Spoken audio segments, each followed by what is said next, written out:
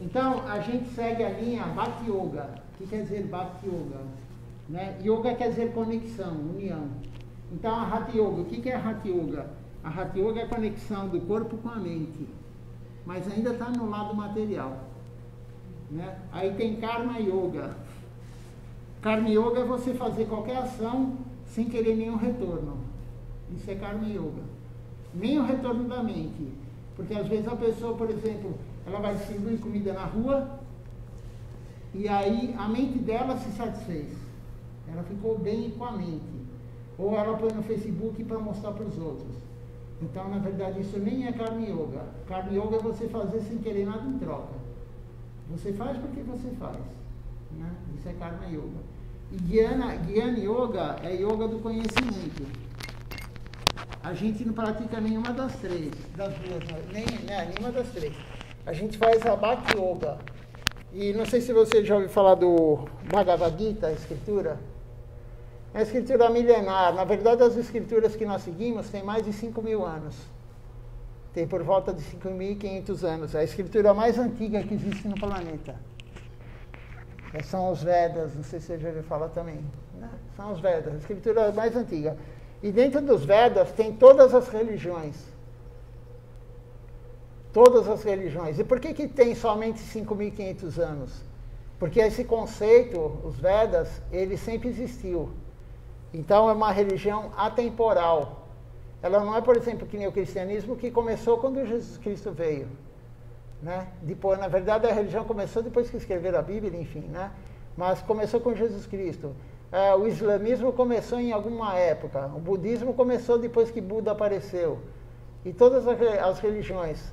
Agora, os Vedas, a escritura, Deus, né? Krishna, que é a suprema personalidade de Deus, Deus tem muitos nomes, né? Cada vez que ele vem para o planeta Terra, ele vem com um nome. E Krishna veio há 5.500 anos atrás, mais ou menos. Mas ele passou a primeira informação para o Criador do Universo, que é o Senhor Brahma. O Senhor Brahma criou todo o universo material. Todo mundo fala, a maioria das religiões fala que foi Deus, né? Tem até a Adventista do sétimo dia, fala que Deus levou 6 dias para criar o mundo e depois no sétimo dia ele descansou. Acho que é algo parecido assim, né? Mas Deus é o Todo-Poderoso. É a mesma coisa o presidente da empresa, ele só coordena, ele não faz nada em termos de fazer realmente, né? Ele só coordena. Então Deus tem os seus assessores. É a mesma hierarquia mais ou menos que tem no mundo material, porque o mundo material é uma réplica do mundo transcendental, só que deturpada, mas é uma réplica. Então Deus tem os assessores. Quem são os assessores? Os semideuses. Ganesha, Durga, Kali, Shiva, são semideuses. Você já deve ter ouvido falar o nome de algum deles, né? São semideuses, não é Deus, Deus é único. Eles são semideuses, são servos de Deus. E eles que cuidam do mundo material. Eles que fazem tudo no mundo material. Tem os mais conhecidos, que são os que eu falei, um ou outro a mais também, mas tem 330 milhões de semideuses. Você imagina o número que existe de servos de Deus que coordenam todo o mundo material. Então Deus passou para o Senhor Brahma, que é o primeiro ser do universo. Ele passou toda a informação que tem nos Vedas, ele passou para o Senhor Brahma. O Senhor Brahma passou para o seu discípulo Narada Muni. E aí Narada Muni passou para Vyasadeva. E assim foi descendente na sucessão discipular. Guru-discípulo, mestre-discípulo, mestre-discípulo. Não tinha nada escrito. Era de boca a boca. Ele falava, mas na época todo mundo tinha a memória plena. E quando entrou Kali Yuga, que é a era que nós vivemos hoje, né? Também não sei se você já ouviu falar em Kali Yuga, é a era que nós vivemos hoje, a era do ferro, né? A era da desavença, a era de... Não precisa nem ligar o jornal para você ver o que estamos vivendo hoje, né? E nós estamos no início de Kali Yuga. Nós estamos com 5.000 anos de Kali Yuga. Kali Yuga dura 432 mil anos. E cada vez é mais desavença. Isso está nos Vedas, né? Cada vez, se você pegar, você é nova também, né? Mas se você pegar 10 anos atrás, não acontecia o que acontece hoje. Há 20 anos atrás era melhor, há 30 anos era melhor, há 40 anos era melhor. E assim sucessivamente. Em termos de a pessoa não maltratar o outro, enfim, tudo o que acontece no mundo material. Não tinha tanto crime, não tinha tanta barbaridade, né? Então o Kali Yuga está avançando. E quando entrou em Kali Yuga, o homem começou a perder a memória.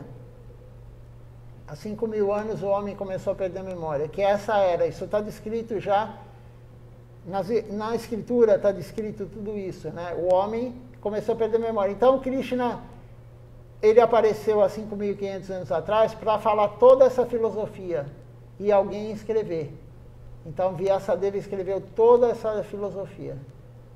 Tudo que tem nos Vedas, os Puranas, os Upanishads, enfim, várias escrituras, foi Vyasadeva que escreveu. Então, ele deixou o escrito por quê? Porque o homem perde a memória. Se você ler um livro hoje, daqui a um ano ou menos ainda, você não lembra quase nada do que está lá. E algo tão importante, a filosofia, né, a religião, é algo extremamente importante. Então, o ser humano, ele tem que saber realmente o que Deus quis falar e o que ele falou, né? Então, ele deixou por escrito.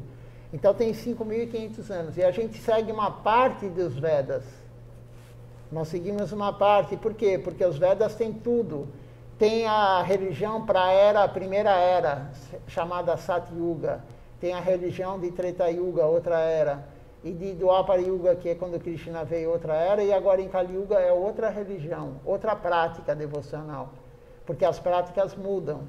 Então, na primeira era que eu falei, né, de Satyuga, era a meditação no vazio. A pessoa ia se conectar com Deus meditando no vazio.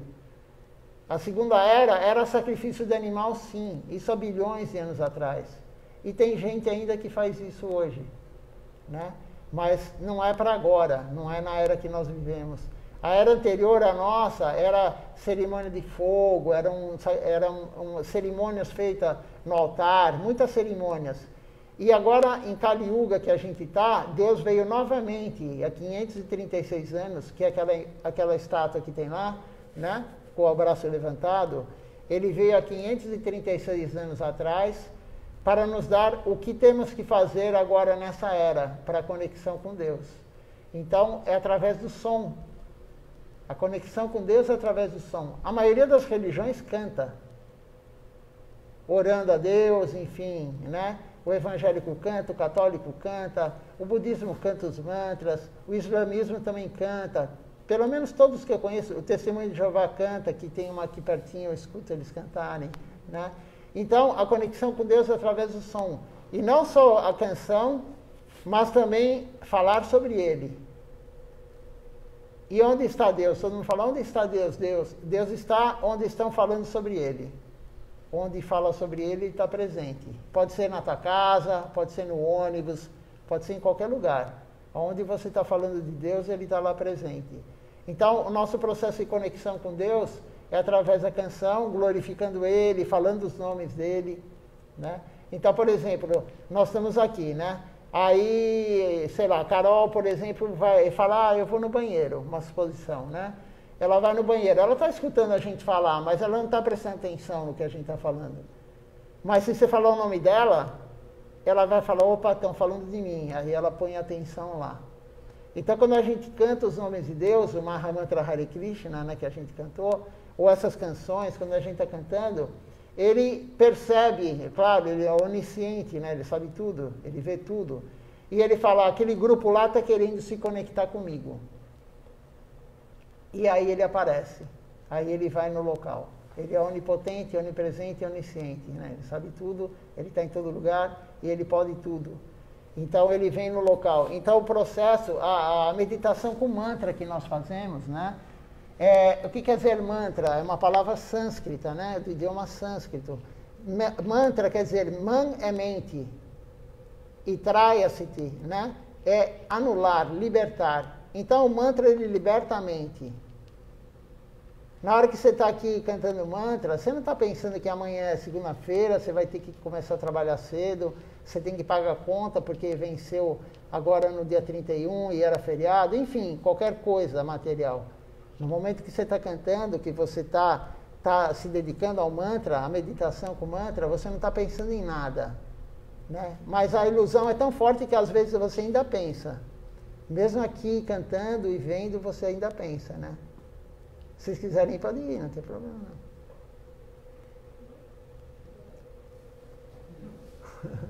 Fica à vontade.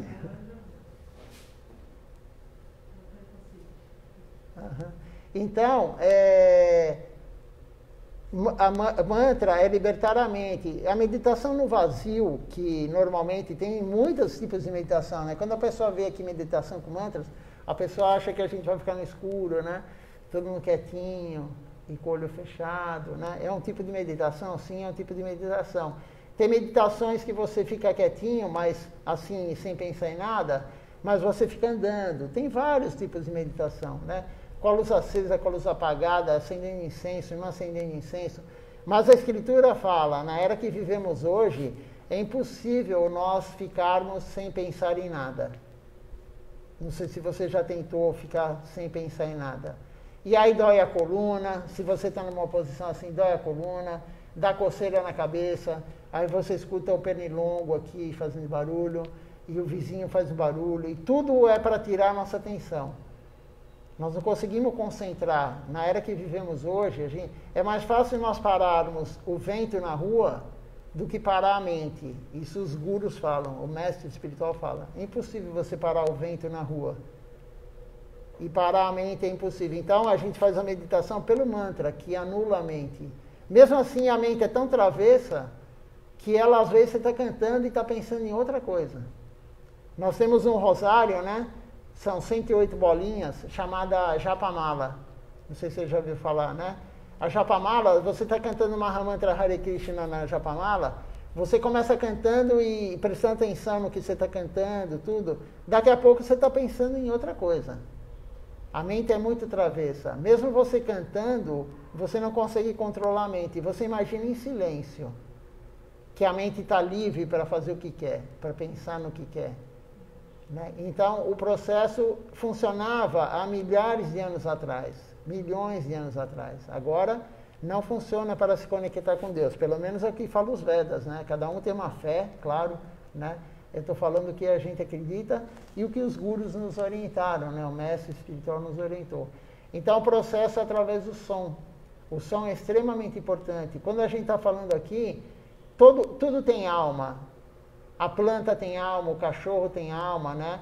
Tem outras filosofias que não seguem nisso, mas os Vedas falam isso. O átomo tem alma.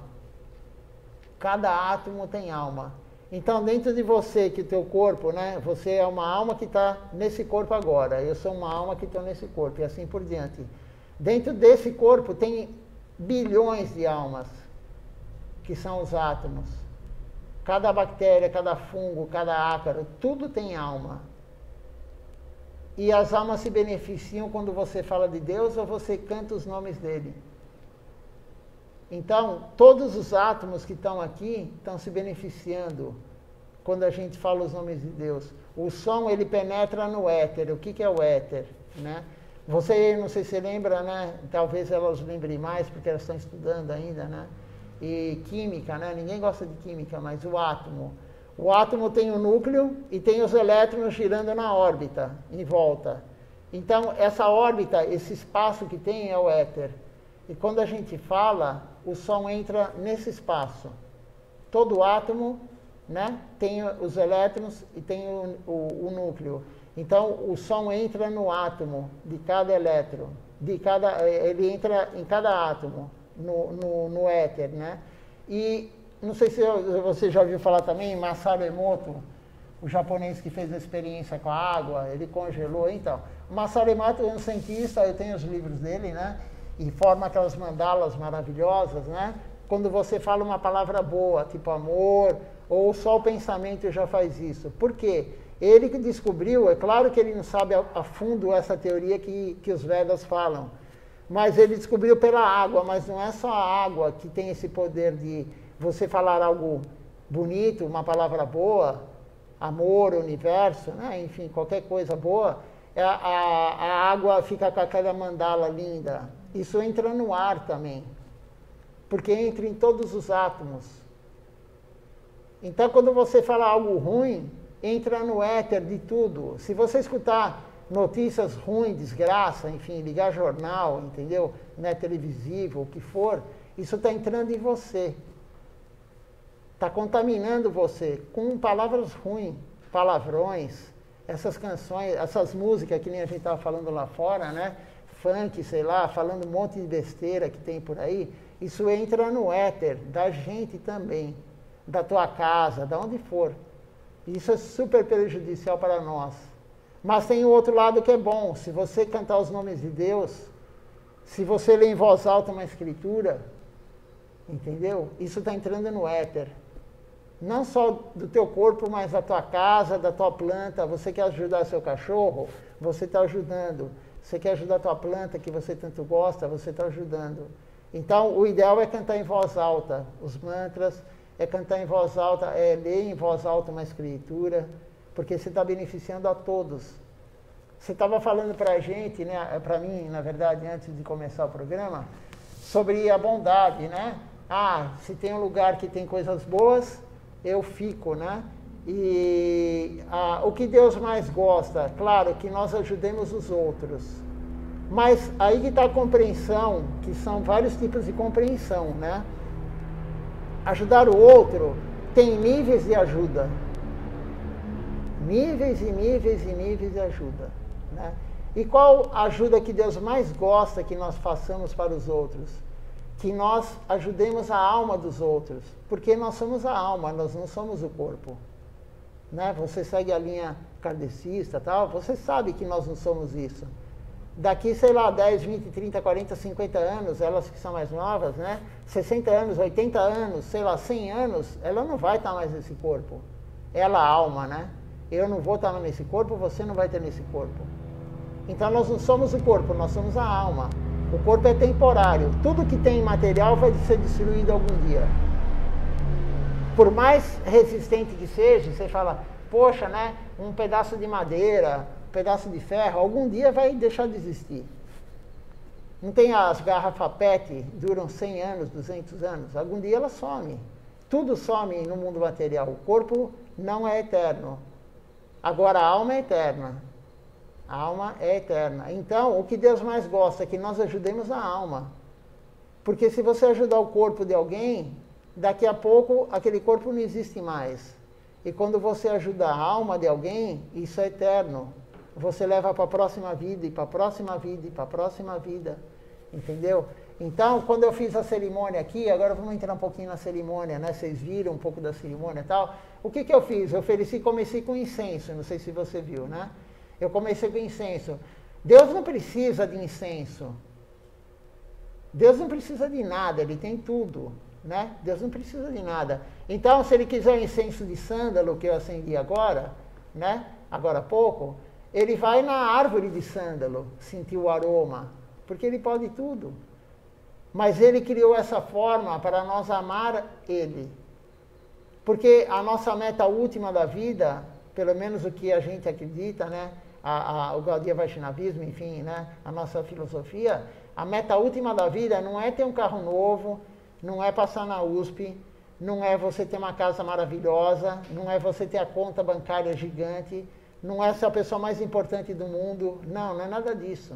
A meta última da vida é amor puro por Deus. Não tem nada mais superior do que amor puro por Deus. Essa é a meta última da vida. E como a gente vai conseguir isso? Servindo Ele. Não tem como você ter amor por alguém se você não serve. Por que você ama a Carol? Eu esqueci o nome da outra menina. Hã? A Fernanda. Por que você ama elas? Porque você está servindo elas desde o momento que elas estão no teu útero. Que elas entraram no teu útero, né? Desde a concepção, você está servindo elas. Aí você amamentou elas. Você trocou fralda. Você alimentou ela quando era pequenininha. Enfim, a vida inteira. Quanto mais você serve, mais você vai amar. Um cachorro, um gato, você deve ter animal de estimação, não sei, não tem. Mas enfim, você já viu alguém que tem, né? E a pessoa gosta do cachorro, gosta do gato, claro. Né? Quando morre, quando abandona o corpo, a pessoa chora. A pessoa fica mal. Por que ela tem tanto amor pelo bichinho? Porque ela pegou o bichinho no dia, né? Eu posso falar isso porque eu sou médico veterinário, né? Então, eu já vi muito isso. E a pessoa pega o bichinho, no primeiro dia é mais bonitinho, mais engraçadinho e tal. Né? Mas se ele tiver um problema de audição, sei lá, qualquer problema que não foi identificado na hora, daqui 3, 4, 5 dias, ele pode ter o problema de saúde que tiver, você não troca. Você tem o direito de trocar pela lei do consumidor. Até o terceiro mês, quando você compra um cachorro, você tem o direito de trocar ele. Mas você não troca, porque você foi lá, entendeu? Você limpou o xixizinho, o cocôzinho, você deu comida, você foi na Cobase e gastou metade do salário com bichinho, com roupinha, com isso, com aquilo, né? E ele brinca com você. Então, nessa troca, esse serviço a ele é o que vai te dar o amor. Não tem como você amar alguém que é abstrato. Que nem tem outras filosofias, claro, né? E falam amar a Deus sobre todas as coisas, né? Que é o mandamento primeiro do catolicismo, né? Mas quem é Deus? A gente, né? A pessoa não sabe o nome dele, porque Deus é um título. A pessoa não sabe o nome dele, a pessoa não sabe onde ele mora, a pessoa não sabe o que ele gosta de comer, a pessoa não sabe o que ele gosta. Como que você vai amar alguém que você não tem nenhum contato com ele, assim, em termos de saber o que ele é? Então, os Vedas explicam tudo isso, o que Deus gosta de comer. Ele mesmo, quando veio, né, há 536 anos atrás, os devotos dele sabiam o que ele gostava de comer, está tudo escrito isso. Então, é uma forma de servir ele. E foi criada essa cerimônia. Essa cerimônia que eu fiz agora tem milhares de anos que é feita. Milhares e milhares de anos, acendendo incenso. Depois eu peguei uma conchinha pequena, não sei se vocês viram, tem água perfumada lá. Era água, eu borrifei perfume. Para quê? Para dar banho. Então, dei banho em Deus, dei banho nos gurus. E tem uma sequência, não sei se você reparou que tem uma sequência. Eu não posso dar banho primeiro num guru, que é discípulo dele, depois dar banho em Deus. Deus é o primeiro. Então, tem toda a sequência. E depois veio para quem? Para vocês. Vocês receberam tudo que Deus provou primeiro, vocês receberam depois. E isso é fortuna espiritual. Deus provou antes. Deus foi o primeiro a sentir o aroma do incenso. Depois veio para vocês. E a gente ainda está sentindo o aroma do incenso. Né? Então, isso daí é fortuna espiritual. Nós ganhamos fortuna espiritual quando Deus prova antes. Porque Ele tem que ser o primeiro a provar. Por isso, a nossa filosofia, tudo que nós comemos, o ideal é nós oferecermos para Deus antes. Porque Ele é o Supremo. Tudo é por Ele e tudo é para Ele. O iPad é criado, a internet foi criada.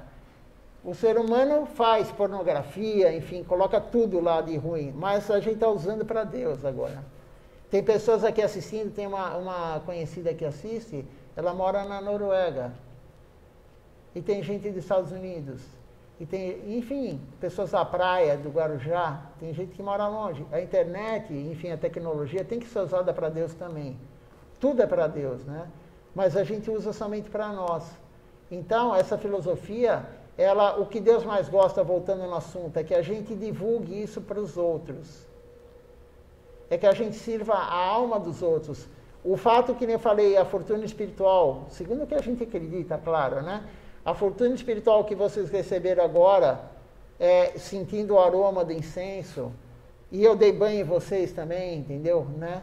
E sequei com o lencinho depois acendi o fogo para dar uma aquecida, né? Depois eu ofereci flor para agradar os olhos, né? A visão, e agradar o olfato também, porque a flor é perfumada. Depois aí eu peguei um abano, não sei se você viu, branco, né? Para abanar a Deus também, né? Com um perfume que tem. Depois um abano de pavão, é de penas de pavão. Deus adora pavão, né? Então abanei ele para dar uma refrescada, porque está calor, né?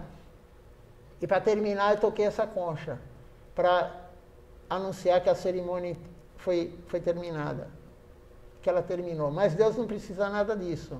Mas Ele criou essa forma para a gente poder amá-lo.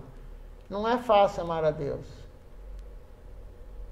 E Ele mesmo veio e falou, ninguém aqui no mundo material tem uma gota de amor puro por mim. O católico fala, né? Amar a Deus sobre todas as coisas. Uma vez eu fui numa missa de 7º dia de uma priminha minha aqui, que abandonou o corpo com 18 anos, e o padre virou e falou assim, né? Estava falando, claro, né, de abandonar o corpo, eles falam em morte, né? Mas enfim, eles não acreditam em reencarnação e tal. E aí o padre falou assim, quem ama mais a Deus do que ama o seu filho? Levanta a mão. A igreja estava lotada. Ninguém levantou a mão. Porque ninguém ama mais a Deus do que ama o seu filho. Ninguém ama mais a Deus do que ama, sei lá, alguém próximo, teu pai, tua mãe, né? Então, a pessoa morre católica, ela pode se dedicar ao máximo, mas ela ainda ama mais o pai, a mãe, o filho do que a Deus. Então, o amor a Deus ninguém tem puramente, ninguém tem no mundo material, somente eles. Quem que é um guru, mestre espiritual? O mestre espiritual genuíno, ele não nasceu que nem nós aqui para cumprir karma. Você conhece sobre karma, né? Ele não veio cumprir karma que nem nós. Nós estamos só aqui no mundo material para cumprir karma. Eles vieram porque eles viviam com Deus. Eles viviam com Deus. Eles vieram porque Deus enviou eles para cá para ensinar a gente. E depois eles abandonam o corpo e voltam para Deus, como Jesus Cristo, né? Como Jesus Cristo. Então, o mestre espiritual, alguns, né? Porque existem milhares de gurus também, falsos, né? O guru que vai querer teu dinheiro, o guru que vai querer fama, o guru que está lá aparecendo na TV para ter milhares de pessoas dando dinheiro para ele, e cartão de crédito, e Pix, e isso e aquilo. Né? Esses aqui não, esses aqui são gurus genuínos, né? Eles vieram aqui do mesmo jeito que eles vieram, entraram na missão, a roupa deles é a mesma, assim, sabe? Essa roupa aqui é um panão comprido que se enrola no corpo, que nem esse aqui que eu estou usando, né? E uma camisa de manga comprida, manga curta, né? E aí, isso é a vida deles. Eu estive na Índia, eu vi, a vida deles é isso. Entra dinheiro lá? Claro que entra, o pessoal doa dinheiro, né, para poder divulgar e dar comida para todo mundo, mas não a comida normal com carboidrato, proteína e gordura e sais minerais e vitamina. Isso é a comida do corpo, é oferecida no altar. Então, é a comida além do corpo, você está alimentando a alma, porque Deus provou antes. Deus provou antes, vem a misericórdia dele para a gente, vem o mérito espiritual para a gente, e isso é eterno. Então, né, não sei se elas vão ficar até o fim, mas enfim, tem arroz doce, e não é tipo a hóstia do católico, que é feito de farinha sem sal, né? Tudo bem, claro, né, veio de Deus e tal, mas a gente faz a comida, faz arroz, faz feijão, faz batata, faz legumes, né, arroz doce é gostoso, né? E, enfim, a gente prepara comidas mesmo, gostosas para Deus. Deus não aceita algumas coisas no altar. Você pode oferecer que ele não aceita. O que ele não aceita? Ele não aceita tudo. Ele não aceita carne. Deus não aceita ovo. Né? Você frequenta lá, né, o centro que você falou. Quando tem cirurgia, tal, espírita, essas coisas, a pessoa não pode comer carne. Mas por que só aquele dia ela não pode comer carne? E o resto ela come? Deus não aceita carne. Ele não gosta que nós comamos carne.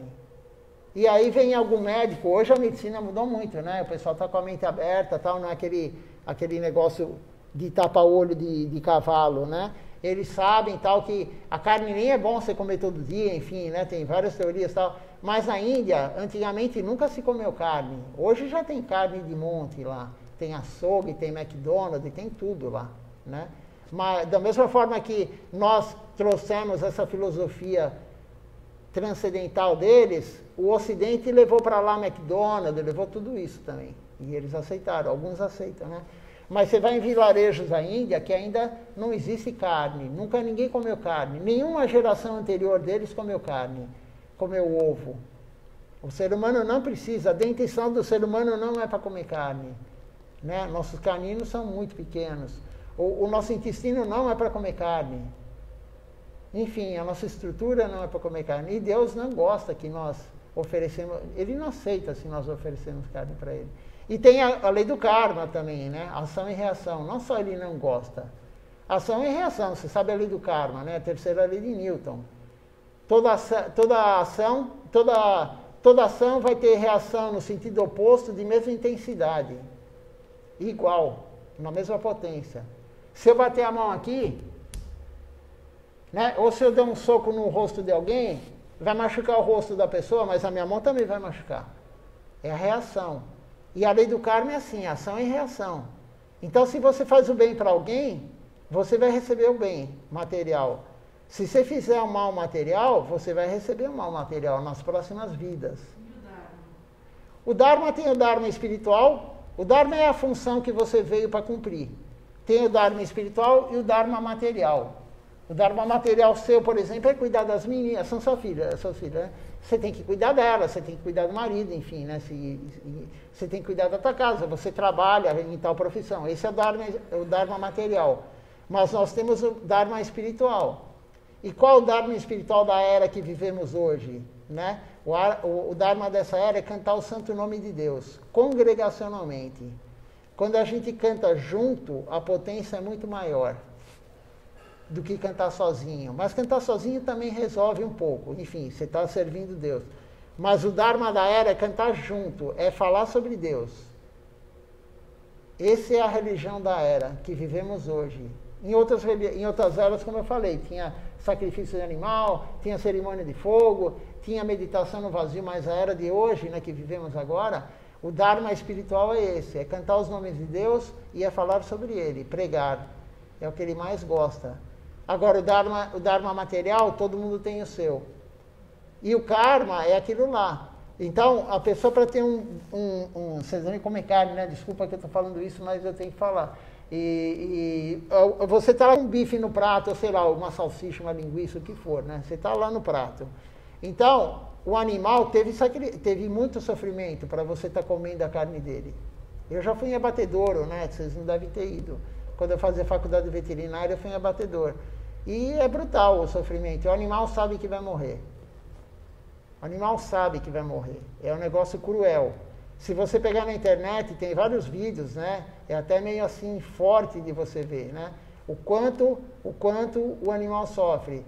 E você vai cumprir o sofrimento do animal, porque você está colaborando para ele ser morto quando você come. Se ninguém mais comesse carne, não ia ter abatedouro. Essa é a lei do karma. Mas por que não é divulgado isso em outras filosofias? Porque você perde pessoas, você perde adeptos. Você perde adeptos. O meu guru aqui, né, ao meu lado, ele falou, na Índia eles não comem carne de vaca, tal, o hinduísta, né, porque o muçulmano come, claro. Mas o hindu não come, mas eles comem peixe, e peixe é carne. É comum o hindu comer peixe. A maioria da linhagem hindu come peixe. Mas hoje veio um hindu aqui no templo, né, durante o dia. E eu estava conversando com ele, eu falei, você sabe como o peixe morre? Eu falei para ele, é pior do que o boi, do que o porco, do que os outros. Imagina você pegar um saquinho de supermercado, plástico, e travar aqui na tua garganta, não pelo fato de travar, né? Mas pelo fato que você vai morrer sem ar. Nós vimos agora a Covid-19, pessoas morrendo sem ar. Né? É assim que morre o peixe. Você trava, ele respira no ambiente agora aqui, que nós temos aqui, de oxigênio, nitrogênio, enfim, toda a composição de ar. Não, ele respira na água. Ele consegue extrair o oxigênio da água. Então, você tira ele do ambiente que ele vive, ele morre sufocado. E não é nada fácil. Você já viu quando tiram rede e tal, ele fica se debatendo. Você vai ter que cumprir aquele sofrimento, se você comer o peixe. E o nosso guru aqui fala, se você comer peixe, você vai reencarnar como peixe em alguma vida. O Kardec não pega essa teoria e fala que não existe, não retrocede. Mas não é questão de retroceder. Como que a gente vai ter o próximo corpo na próxima vida? Qual vai ser o teu corpo, qual vai ser o meu corpo? Depende da minha ação nessa vida. Se no corpo humano você não tiver como cumprir tudo que você tem que cumprir, o único corpo para você cumprir tudo que você tem que cumprir é num cavalo, é num porco, é num cachorro, você vai no corpo de um cachorro, no corpo de um cavalo, não importa isso. Isso são os Vedas que falam. Né? Então, isso aí tem mais de 5.000 anos que foi escrito e Deus falou isso. Né? Então, é algo mais profundo, mais detalhado, né? E não é retroceder, é cumprir o karma. Porque se no corpo humano você não consegue cumprir teu karma, como que você vai cumprir ele? Às vezes o teu karma você só consegue cumprir no corpo de um peixe, ou no corpo de um cavalo, no corpo de, enfim, do que tiver. Né? Então, essa é a lei do karma. Então, a gente não come carne, a gente não come ovo, porque o ovo você fala, mas o ovo não tem mais vida. Não, não tem vida. O ovo que você compra em supermercado e tal, não tem, a galinha nunca teve contato com o galo. Mas é brutal o sofrimento, porque o frango de poedeira é diferente do frango de corte, a genética.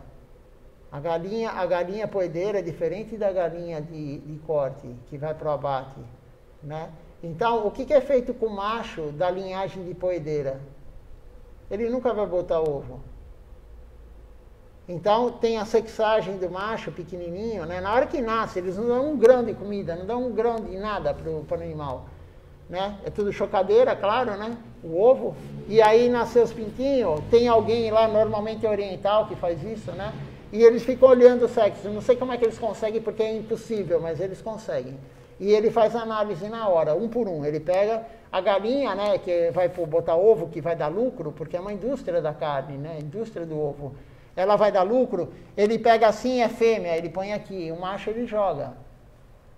A galinha, né, o que vai dar lucro, ele põe aqui do lado. Aí vai alimentar, já começa, vai para um galpão, já aí começa, né, da granja lá e tal.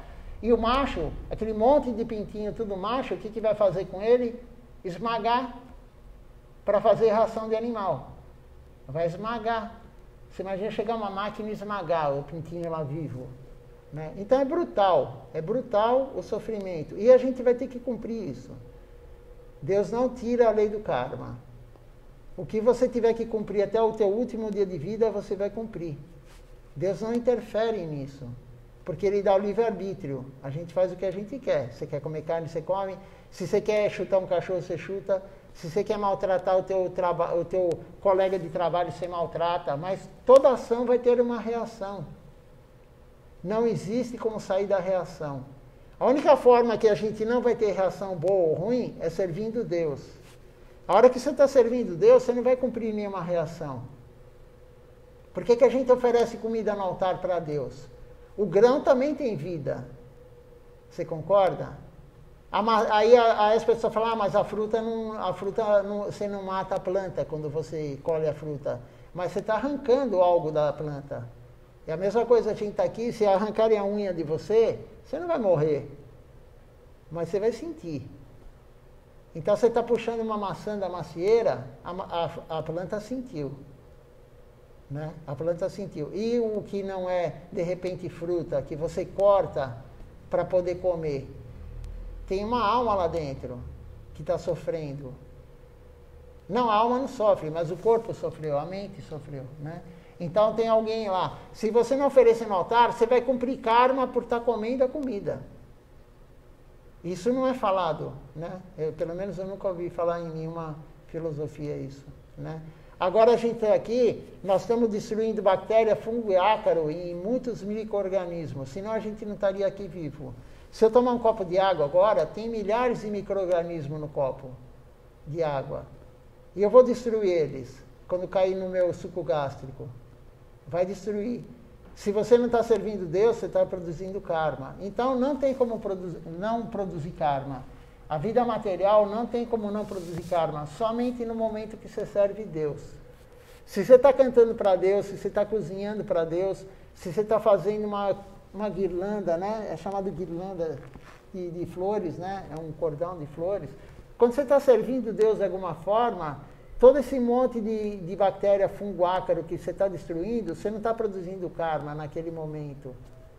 Então, a única forma de você não produzir karma é servir Deus, da forma que Ele falou. Da forma que Ele falou.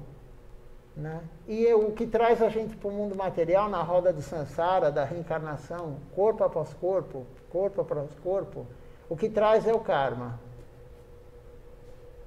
Aí o pessoal fala, mas você vem para aprender. Você vem para cumprir o karma. Alguns aprendem, outros não. Você vem para cumprir karma. Então a gente só reencarna para cumprir karma. A gente só vai abandonar esse corpo, eu, você, ela, todo mundo, quando você cumprir todo o karma estipulado para essa vida. Porque na próxima, tudo que você faz nessa vida não é só para a próxima. Isso daí vai arrastando. Você não consegue cumprir todo o karma que você tem em uma vida. Então vai diluindo, entendeu? Mas isso é tudo Deus que faz. Na verdade não é Deus, é os assessores dele. que fazem tudo isso, eles que estipulam o karma. Então, onde a gente vai nascer na próxima vida? Não sei. Em algum corpo. Em algum corpo a gente vai nascer, né? A nossa filosofia fala, pode ser animal, pode ser planta, pode ser o que for. Vai ser o que for de acordo com o que você fez nessa vida. E alguma coisa das vidas anteriores. Então a gente pode nascer no Brasil, pode nascer, sei lá, na Austrália, qualquer lugar do mundo, né? Quem nasce num país excelente tem um karma bom. Então tem característica de pessoas que têm karma bom para essa vida. A pessoa nasce bonita. A pessoa nasce e tem dinheiro. A pessoa nasce inteligente. São qualidades que a pessoa vem com elas para desfrutar. Porque a pessoa bonita, ela vai ter muito mais chance de desfrutar, né? Nem sempre, mas ela vai ter mais chance do que uma pessoa que é feia. Ou a pessoa que tem muito dinheiro vai ter mais chance de desfrutar do mundo material. Ela vai poder ir num hotel legal, ela vai poder ter uma casa legal, ela vai poder morar num bairro que não tem enchente. Tudo isso está relacionado ao karma. A nossa vida material está relacionada ao karma. A pessoa que você casou era o teu karma, bom ou ruim. Porque karma, normalmente a pessoa fala karma, todo mundo fala, meu karma, mas todo mundo fala que o karma, associa o karma a coisa ruim. Não, a boa também é karma. Estava escrito que você ia ter a Carol e a Fernanda como filha. E elas vieram como sua filha, porque o karma delas só vai ser cumprido sendo sua filha. E filha do pai delas. Entendeu? Tudo é encaixado perfeito, Roberta. Tudo é perfeito. E quem faz isso? Deus, né? Os assessores dele. Mas é tudo ele que coordena. Nós não coordenamos, nós na verdade não mandamos em nada. Aí tem pessoas que falam assim, eu não tenho culpa de ser seu filho. Você só é filho da pessoa porque o teu karma você fez ações naquela vida, nas vidas anteriores para ser filho daquela pessoa. Nada é por acaso. Se você pega um cachorro, por exemplo, vocês não têm cachorro, mas vocês pegam um cachorro, você pode ter um cachorro que late o dia inteiro. E é o karma da pessoa. Ela fez alguma coisa nas vidas anteriores que ela tem que passar por aquilo, entendeu? Olha aí, ó. Então, é aquilo lá, falando nela, ela se manifestou. Mas, por exemplo, você tem as duas filhas tal, né? De repente, uma chorou durante o ano inteiro, o primeiro ano, a outra não. Ou tem pessoas que têm filho e falam, nossa, essa criança é um santo, né? Ele não abre a boca, né? E o outro chora o dia inteiro, enfim, dá problema o dia inteiro. Mas por que isso? É o karma? Tudo é o karma, tudo está relacionado ao karma. Tem como sair do karma? Não. Não tem como você mudar o karma, mas você tem como servir Deus e aceitar o karma da melhor forma possível. Já que a gente não pode mudar aquilo, vamos aceitar ele da melhor forma possível. Vamos enfrentar ele da melhor forma possível. A pessoa, por exemplo, está com um problema de visão, né? Ela é cega. Ela pode se revoltar ou ela pode aceitar ele numa boa. Tem vários cegos trabalhando, entendeu? Tem vários cegos felizes, né? Então, depende da pessoa. A pessoa tem que aceitar da melhor forma possível as coisas. Não se revoltar. A revolta não leva a lugar nenhum, né? E a gente tem que servir Deus. Porque na próxima vida você vai ter menos karma. E você vai estar mais próximo dele. E se você servir Deus nessa vida, na próxima vida você vai ter um corpo provavelmente humano. Porque as escrituras falam, se você não servir Deus como ele pede, como ele descreve, ele deu a oportunidade de a gente estar num corpo humano. Imagina a possibilidade de nós reencarnarmos se tudo tem alma. A possibilidade de vir num corpo humano é muito pequena. Ele deu um corpo humano para nós. O corpo humano é o único que tem a consciência de falar, eu não sou esse corpo, eu sou a alma.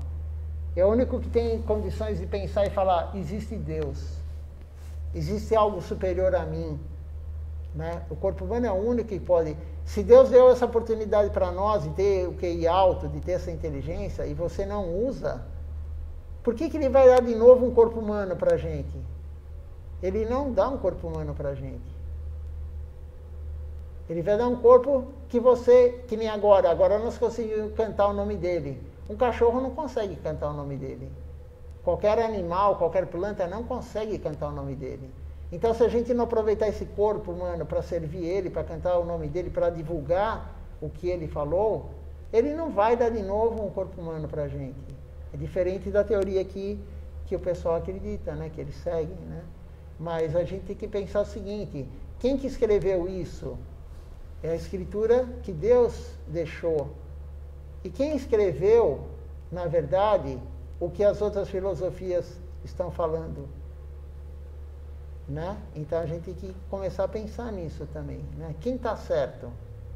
Né? Cada um tem sua fé, claro. Cada um tem o mérito para acreditar numa coisa, acreditar noutra coisa, né? Acreditar noutra coisa.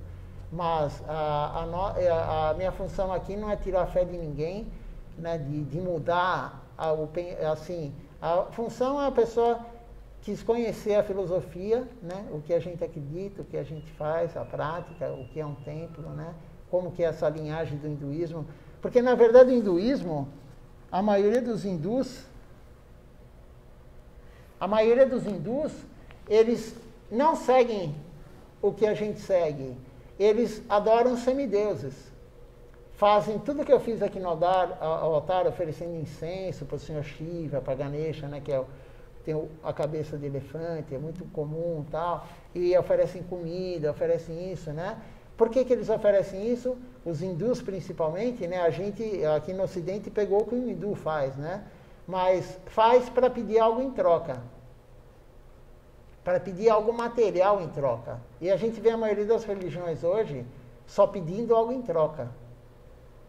Então, a busca por Deus não é a busca por Deus pura. É a busca por Deus para Ele nos dar algo. É uma barganha. Ó, eu vou rezar isso daqui, mas você vai ter que me dar um carro novo.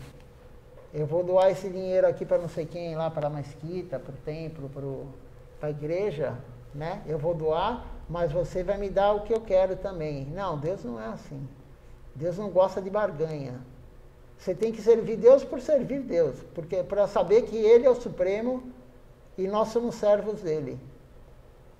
Essa é a visão que a gente segue do hinduísmo, né? Não querer nada em troca. A gente não tem que querer nada em troca, a gente tem que servir por servir. Por que a gente coloca a cabeça no chão?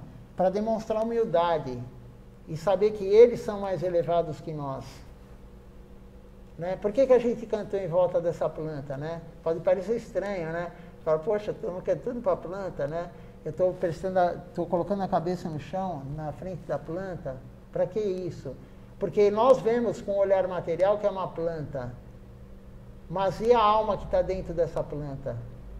E a Escritura fala, Deus falou, né? Tulasi, né? Que é o nome da planta, né? Tulasi. Ela veio do mundo transcendental, a alma dela, para nos ajudar. Esse colarzinho que a gente usa aqui, ó, tá vendo? É feito dela. A japamala, que você conhece, é feita dela. Tem outras pessoas que fazem de outros materiais, mas a tradição mesmo é feita dela. Então, é dito na Escritura, onde tiver Tulasi, Deus está do lado. Então, quando a gente está cantando o nome dele, além de ele estar do lado porque a gente está cantando o nome dele, a gente está segurando, passando as bolinhas de Tulasi.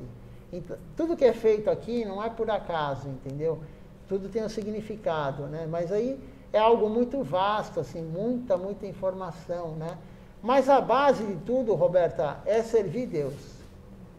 Esse é o foco. Esse é o foco. Algumas poucas almas conseguem largar o Dharma material. Que nem o teu, o meu, né? O teu Dharma material, cuidar das filhas, trabalhar, enfim, né? Fazer isso, cuidar da casa. Poucas almas são livres desse Dharma material. Fala, eu vou me entregar a Deus. Aí a pessoa vira um monge. Ele vai morar no templo. Ele se dedica a Deus. Ele trabalha o dia inteiro no templo sem ganhar R$1. Mas quem faz isso?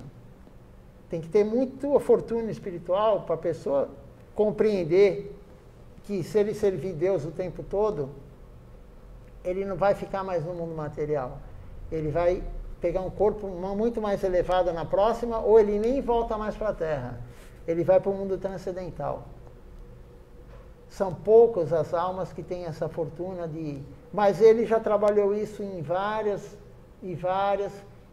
vidas anteriores. Entendeu? Várias e várias vidas anteriores. Porque é um progresso.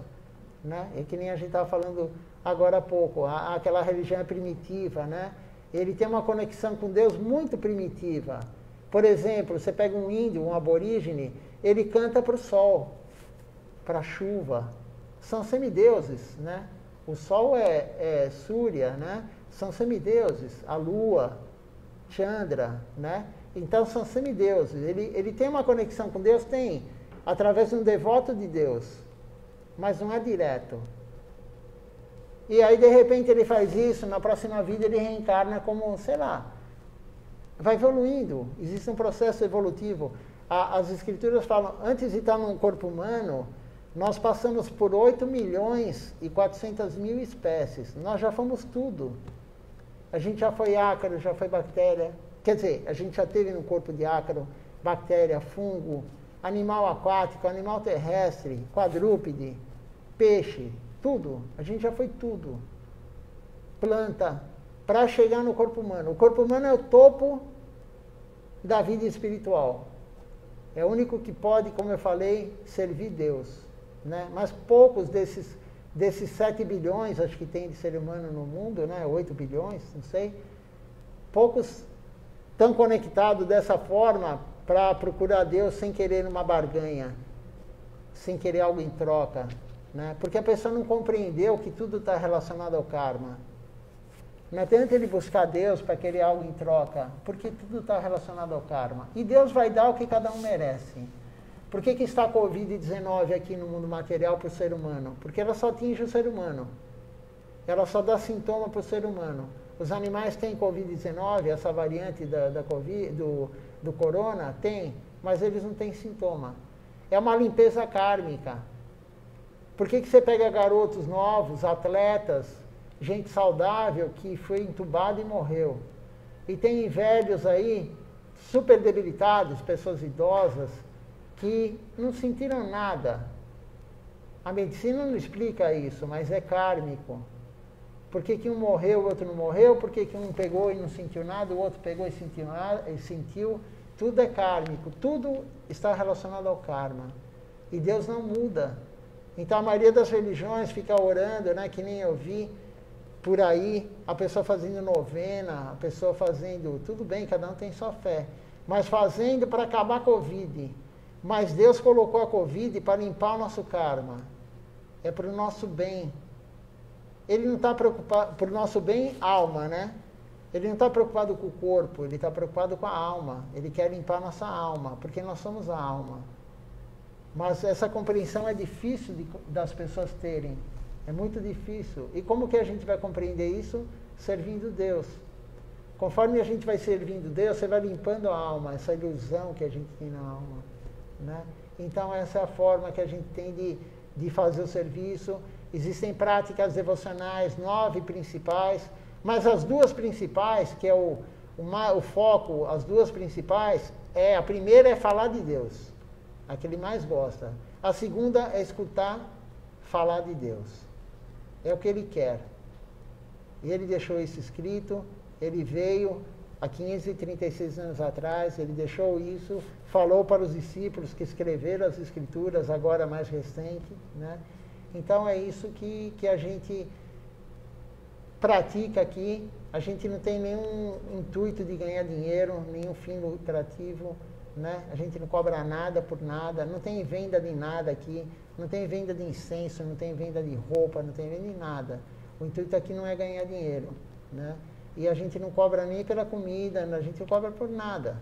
O intuito é divulgar, porque a comida também é a misericórdia de Deus. Deus provou antes, né? Quem quiser doa, claro. Mas se alguém que tem dinheiro é Deus. Ele tem tudo, toda a fortuna do mundo é dele.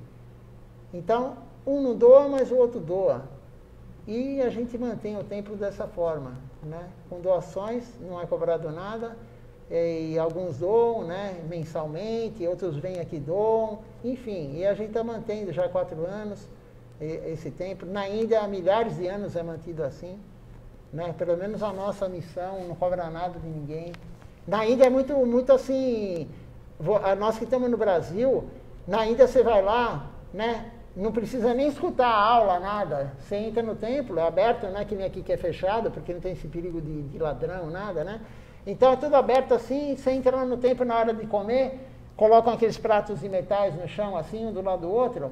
É só se você sentar lá assim, vão colocar um prato e vão te pôr a comida, arroz, feijão, chamadal, enfim, né?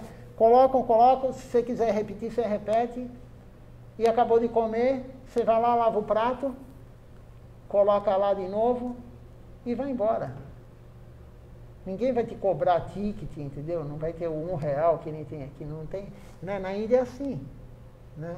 E quem que sustenta isso? Os outros devotos. Porque você alimentar alguém com a comida que veio de Deus vai dar mérito espiritual.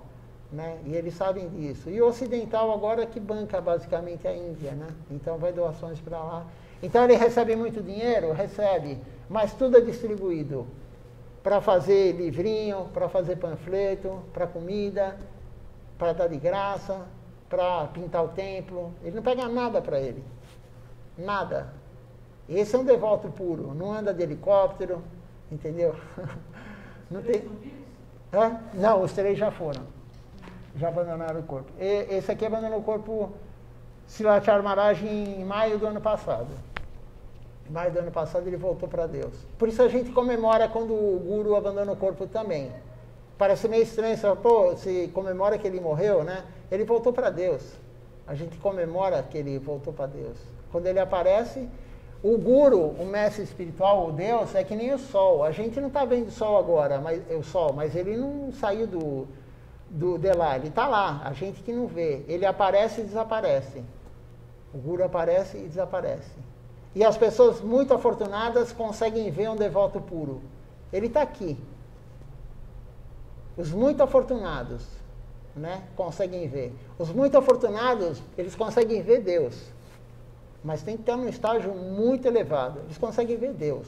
Mas não um distúrbio da mente. Eu falo com Deus, Deus responde para mim. Né? Não, é algo assim. Né? Porque quem vê Deus não fala. Quem está vendo um guru aqui, de repente, né? Ele está lá, ó, sentado lá, sei lá, entendeu? Né? E ninguém vai falar, estou vendo o guru lá. Se está falando é porque é mentira, é da mente da pessoa. Né? Então, tem alguma pergunta, Roberta? Não. Tem alguma pergunta? Carol? Tipo, você falou que assim, a pessoa ela pode voltar como um animal, por exemplo, um peixe. Sim. Ela vai ficar presa no peixe ou... Não, o peixe vai morrer. Se você voltar como peixe, normalmente é porque você comeu um peixe. Aí você vai ser morto, porque para alguém comer você. Aí você reencarna num outro corpo, entendeu? A alma sempre tem um corpo. O fantasma tem um corpo. A pessoa morreu, por exemplo, né? Ela abandonou o corpo aqui, ela abandonou o corpo. Alguns viram fantasma, que são os que aparecem, né? Que você vê e tal, né? E tem pessoas que veem ou não. Eu antigamente via, né? Então, e aí ele está num corpo sutil. Porque o nosso corpo material que estamos hoje, a composição do corpo é 5 elementos grosseiros e 3 sutis, né? Quais são os elementos grosseiros? Terra, água, ar, fogo e éter. Éter é o espaço. E o sutil é mente, intelecto e ego. Então, o fantasma, qual que é a predominância do corpo dele? O éter e o ar. A nossa predominância é água e terra, os elementos químicos, né? Então, cada alma tem um corpo, mas não é eterno, nada é eterno no mundo material. Da mesma forma que você está aí hoje, daqui, sei lá, 80 anos, eu espero que demore bastante, você vai embora desse corpo, né? Você vai adquirir outro corpo, e depois outro corpo, e depois outro corpo, né? Para cumprir o karma. Deus vai te dar um corpo de acordo com, para você cumprir todo o karma. Da mesma forma que você veio filha da Roberta. Ele te encaixou nessa família porque é o melhor lugar para você estar. Então não adianta a pessoa falar, mas eu tenho problema de saúde, porque tudo comigo, né? Tem pessoa que fica assim, porque tudo comigo, eu não tenho dinheiro, poxa, eu comprei os móveis na Casa Bahia e veio enchente e levou tudo, eu nem paguei ainda. É o karma. O que a pessoa fez nas vidas anteriores para estar sofrendo dessa forma? Nada é por acaso. O nosso guru, né, o primeiro lá, ele falava, o mundo não tem falta de comida.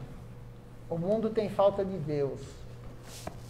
Ele falava. O nosso foco, Roberta, é distribuir a consciência de Deus. Porque o mundo tem falta de Deus. E você vai no CEAGESP aqui de São Paulo, só em São Paulo, toneladas e toneladas e toneladas de comida jogada fora por dia. Você mora aqui na Moca, tem a feira de quinta-feira, tem a outra terça-feira lá e tem na Serra Jairé de sábado, né?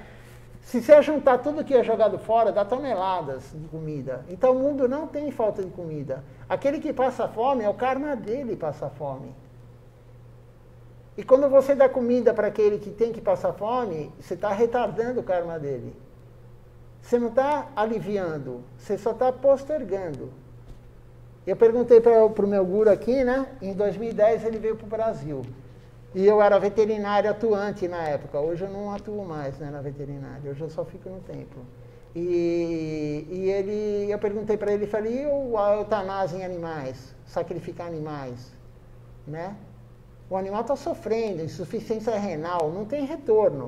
O animal está lá naquele estado, entendeu? É deplorável. Insuficiência renal é feio de você ver. Começa a convulsionar porque a ureia aumenta muito. É um quadro feio. Assim, o dono não consegue aguentar ver o cachorro. Você manda sacrificar não porque o cachorro está sofrendo, porque você não aguenta ver o cachorro sofrer, né? E aí eu perguntei para ele, ele falou, ninguém tem o direito de tirar a vida de ninguém. Ele falou, e outra, ele falou, se você tirou o sofrimento dele, você acha que tirou? Não, você passou para a próxima vida o sofrimento dele.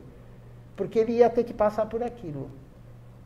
É uma concepção muito diferente. Mas para você compreender isso, né, tem pessoas que vão me bater. Né? Você posterga. Você posterga. Então, se você dá o cobertor para quem está com frio, você está tirando frio momentâneo, mas ele vai ter que passar aquele sintoma, ele vai ter que sofrer aquele frio. Ele vai ter que sofrer de alguma forma, na próxima vida, ou mesmo nessa vida. Porque se o karma é tão ruim assim, você dá o cobertor, daqui a pouco alguém rouba. Entendeu? Né? Então, e se você dá comida, daqui 3 horas a pessoa está com fome. Por isso o nosso foco, nós não temos nada contra quem dá comida para ninguém, nós não temos nada contra quem dá cobertor para ninguém, quem faz caridade. Mas o foco é distribuir a consciência de Deus. Dar comida sim que vai para o altar, porque a comida é da alma, é o alimento da alma, além do corpo. Então, seria muito bom a pessoa sair e falar para um indigente e tal, falou, recebe a misericórdia de Deus aqui, através dessa comida que veio de Deus, né? Entendeu? O nosso foco é a alma, não é o corpo. Porque nós não somos o corpo, nós somos a alma. Mas você se alimenta? Não, sim, nos alimentamos com o remanescente de Deus. Bem. Nós temos que comer, porque em Kali Yuga agora se só vive comendo. Você não tem energia de outra forma, tem que comer. E o jejum, quem faz muito jejum, o primeiro guru lá falou, em Kali Yuga que nós vemos hoje, é um dia no máximo de jejum. Porque se você fizer mais de um dia, você já não vai ter força para servir Deus. O foco é servir Deus. Então, qualquer coisa que atrapalhe o serviço de servir, né, atrapalhe o serviço a Deus, não é aconselhável. Tudo que é favorável a servir Deus, a gente usa. Tudo para Ele. Tudo que for desfavorável, a gente não usa. Essa é a... Né? Não sei se deu para entender o que eu falei, né? Mas assim, né, vocês devem comer carne, eu peguei assim meio pesado. Não é pesado. Não, mas é a lei do karma, ação e reação que eles falam, né? Que está na escritura. E o ovo também, enfim. Não, estou dizendo isso por uma questão de carne, que nem você fez um paralelo com a fruta. Eu tiro a fruta, estou fazendo árvore, então vai se alimentar do quê? Se você servir para Deus, a árvore, o sofrimento dela foi para Deus, entendeu? Quando você cola... Fui eu que provoquei, então. Sim, não, mas você provou... Você falou assim, ela sofre para você, aí tudo bem. Não é para você, é para Deus. Você coletou para... Eu tiro essa fruta, que vai ser para minha alimentação. Sim. Eu sei que ela está sofrendo, mas aí eu ofereço o sofrimento dela para Deus. Não é o sofrimento dela. Na verdade, se ela sofreu, é o karma dela. Entendeu? Mas a única forma de você... Que nem o vegano, né? Vocês não são veganas, né? Então, mas o vegano é radical, tal, né? Algumas vezes os veganos aqui, eles ficam discutindo, tal. O vegano, ele vê como o sofrimento do animal, mas o animal que está na ordenha mecânica, a vaca que está na ordenha mecânica, ela tem o karma para estar naquele corpo de vaca numa ordenha mecânica. Porque ela pode vir no corpo de vaca e estar num sítio, aí a pessoa fazer a ordenha manual. Entendeu? É o karma dela estar lá sofrendo com a ordenha mecânica. Mas a única chance de você ajudar a vaca não é não tomando leite, é oferecendo leite para Deus. Porque Deus adora leite. Então, você ofereceu uma parte dela, o leite, para Deus. Quando você oferece uma flor, por exemplo, essa flor, se eu tivesse comprado ela e enfeitado minha casa, ela ia ter morrido, como ela ia morrer de alguma forma. Mas ela foi oferecida para o Guru, que é um discípulo de Deus, é um devoto puro de Deus. Ela ganhou um mérito espiritual. E não só ela, todos os átomos que estão na flor ganharam mérito espiritual. Quando você usa algo para Deus, aquilo que foi usado, e veja só como a cadeia é grande, né? A pessoa que plantou a macieira, ela entrou no mérito pequeno, mas ela entrou no mérito, porque ela plantou uma árvore que o fruto da árvore foi para Deus. Todo mundo recebe um benefício, entendeu? É claro que tudo tem escalas, né? Mas quando você começa a pensar assim, você fala, eu vou oferecer tudo para Deus. Um copo d'água, como que você pode servir Deus, né? Ela, a Fernanda, a Carol, você, Roberta.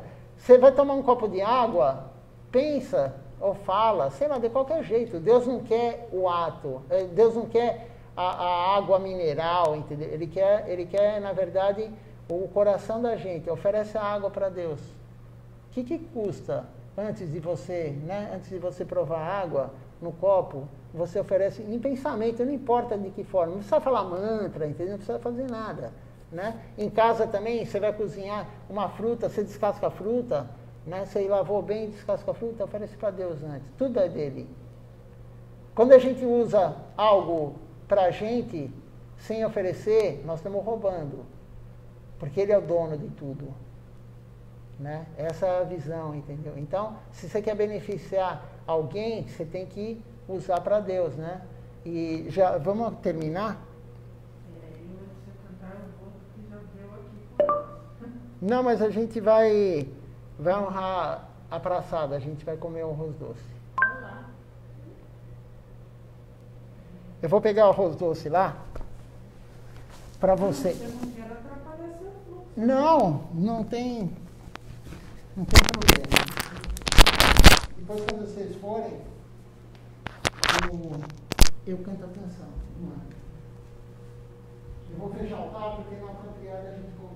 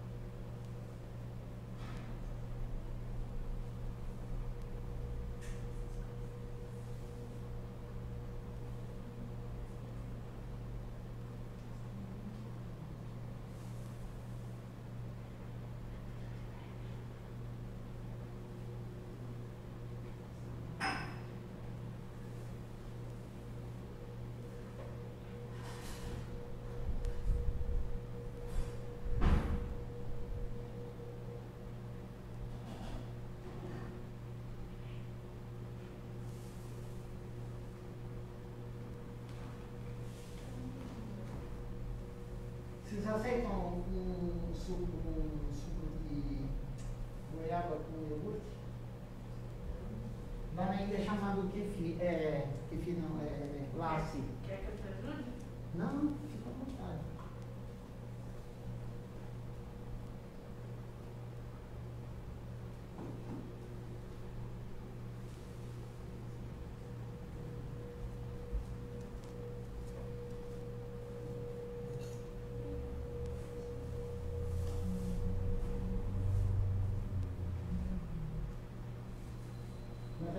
é iogurte, é kefir. Conhece kefir?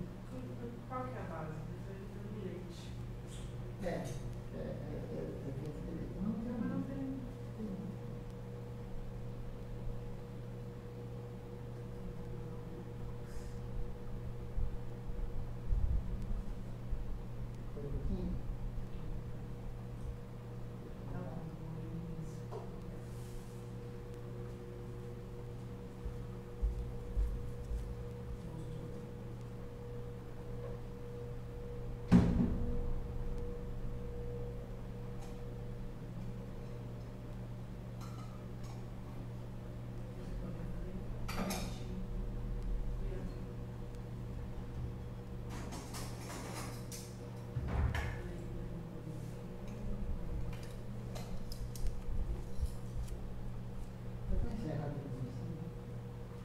Boa noite a todos, Andalá de Paranã. Amanhã às 7 horas começaremos um novo programa e às 19 horas também. Uma boa noite.